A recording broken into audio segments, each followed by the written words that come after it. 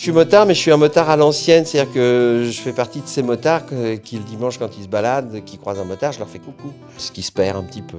Bon, si je vois un motard emmerdé sur le bord de la route, je vais m'arrêter. Enfin, voilà, j'ai cet esprit motard des années 60-70, ouais.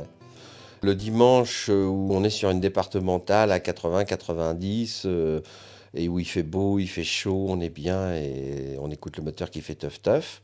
Et puis au quotidien, le grand bonheur, c'est quand on arrive dans un embouteillage inextricable et qu'on s'en sort toujours.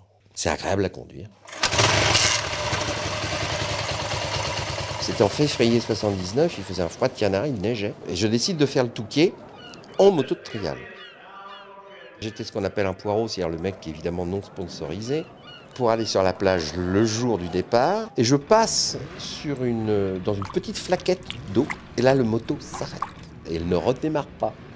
Et là, je me retrouve en randonnion. Il y avait 500 motards à ma droite, 499 à ma gauche. J'étais à peu près au milieu. Et il y avait un mec qui parlait au parleur qui dit « Vous êtes prêts ?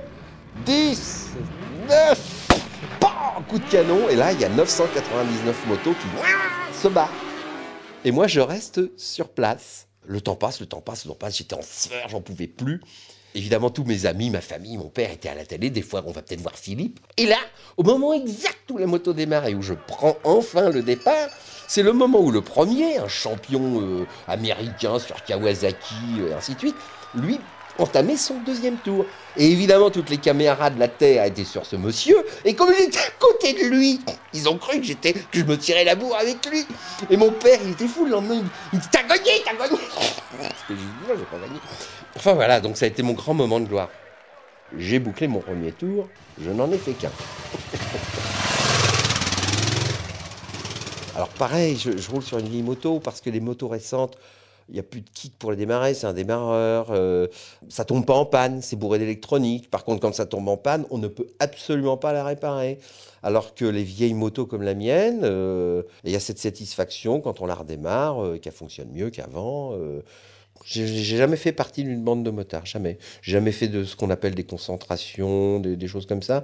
Donc je me méfie un petit peu des bandes cambouis sous les ongles, coup de pied dans les pneus, c'est pas trop mon truc. Non, c'est pas mon truc. Moi, c'est le plaisir d'écouter ronronner mon moteur, de bichonner ma moto, de rouler sur une moto en état et de la voir passer les années allègrement. Voilà, c'est comme ça dans ma tête.